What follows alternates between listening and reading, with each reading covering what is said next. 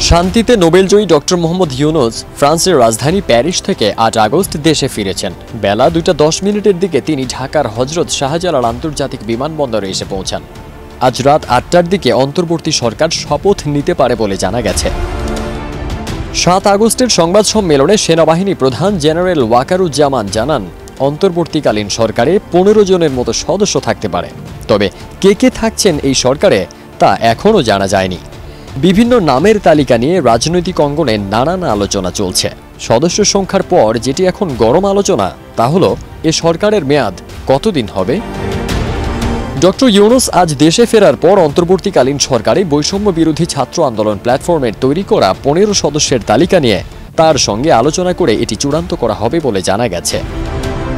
এদিকে বিএনপির একাধিক সূত্র জানিয়েছে, ছাত্র আন্দোলনের নেতারা ৭ আগস্ট বিএনপির মহাসচিব মির্জা ফখরুল ইসলাম আলমগীরের সঙ্গে দেখা করে তালিকার বিষয়ে কথা বলেছেন।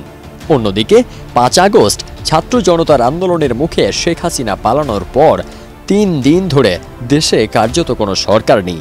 এরই মধ্যে দেশে ফিরলেন শান্তিতে নোবেলজয়ী ডক্টর মোহাম্মদ ইউনুস। ফারদিন সানি, দেশ রূপান্তর।